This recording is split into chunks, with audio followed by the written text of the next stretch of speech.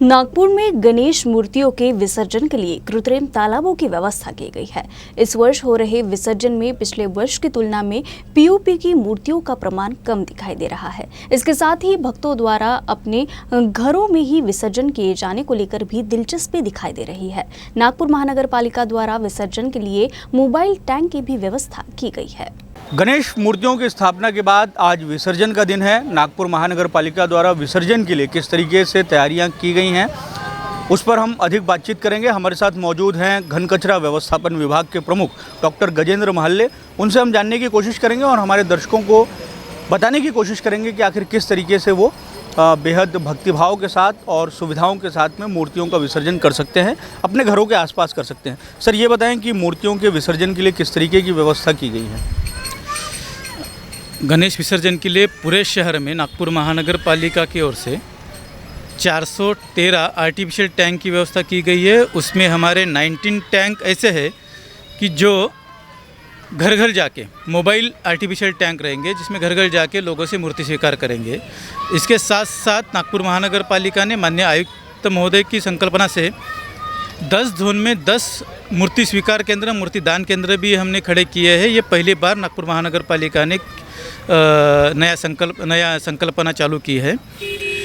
जो बड़ी साइज़ की मूर्तियां हैं शहर में, उनका विसर्जन के लिए कोराडी स्थित तालाब के पास जो आर्टिफिशियल टैंक बना हुआ है, वो आर्टिफिशियल टैंक में हमने विसर्जन की व्यवस्था की है। कोराडी के पास जो आर्टिफिशियल टैंक है, वहाँ पे 4 फीट के ऊपर की मूर्तियों का विसर्जन हम लोग वहाँ करेंगे। इस विसर्जन के लिए पूरे हमारे 10 जोनल ऑफिसर सैनिटेशन और हमारे सहायक आयुक्त, इनके नेतृत्व में हर जोन में हर टैंक के पास हमारे कर्मचारी मौजूद है। उसके साथ साथ पुलिस प्रशासन की तरफ से उनके पुलिस अधिकारी भी हमारे हर विसर्जन स्थल के पास उन्होंने नियुक्त किए गए हैं। जो बड़े गणेश मंडल की मिरोनुक रहती है, वो मिरोनुक के रास्ते भी डिसाइड हो चुके हैं। वो मिरोनुक के रास्ते पे पुलिस प्रशासन ने अपना बंदोबस्त रखा है। उसके साथ साथ नागपुर महानगर पालिका की ओर से वो रास्ते क्लीन करने के लिए भी हमने हमारा स्टाफ डेपुट किया गया है। पुलिस प्रशासन और नागपुर महानगर पालिका दोनों में समन्वय रख के ही हम लोग वो पूरी कार्रवाई एक साथ मिलकर कर रहे हैं। इसके साथ साथ जो हमें बड़ी मूर्तियों का विसर्जन का जो विषय हमारा है, उसके लिए क्रेन की व्यवस्था हमने 3 क्रेन की व्यवस्था इस साल की है। उसके साथ साथ बड़ी पोकलेन की भी व्यवस्था हमने कोराडी टैंक पे की गई है।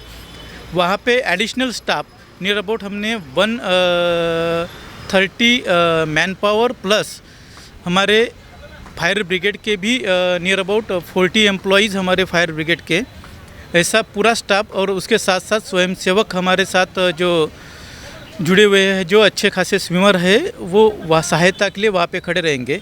हमारे जो मेन विसर्जन स्थल है, जो तालाब के नज़दीक है, ऐसे विसर्जन स्थल के पास हमारी मोबाइल वैन जो मेडिकल हेल्प के लिए रहेंगी, वो मेडिकल हेल्प के साथ साथ फर्स्ट एड बॉक्स भी उनके साथ रहेगा। ये पूरी तैयारी के साथ नागपुर महानगर पालिका की टीम पूरी तरह से सज्ज है। बहुत बहुत धन्यवाद हमसे बात करने के लिए। तो ये थे डॉक्टर गजेंद्र महल्ले, महानगर पालिका के अधिकारी, जो हमें बता रहे थे कि किस तरीके से महानगर पालिका ने विसर्जन की व्यवस्था की है। एक अच्छी बात जो ये है कि लोगों में अपने घरों में ही मूर्तियों के विसर्जन को लेकर अधिक दिलचस्पी दिखाई दे रही है, जो एक अच्छी बात है। ना केवल आस्था के लिए, बल्कि अगर नागरिक अपने घरों में विसर्जन करेंगे, महानगर पालिका ने तो व्यवस्था कर रखी है, लेकिन अगर नागरिक घरों में अगर विसर्जन करने का फैसला लेते हैं, तो उन्हें उनकी आंखों के सामने ये दिखाई देगा कि उनके घरों में जो उन्होंने मूर्तियां लाई हैं, वो पीओपी की थी या मिट्टी की थी। और अगर पीओपी की मूर्ति होगी तो वो अगले वर्ष के लिए अधिक सचेत हो जाएंगे। कैमरामैन दिनेश सातपुते के साथ दिव्येश द्विवेदी, यूएसएन न्यूज़, नागपुर।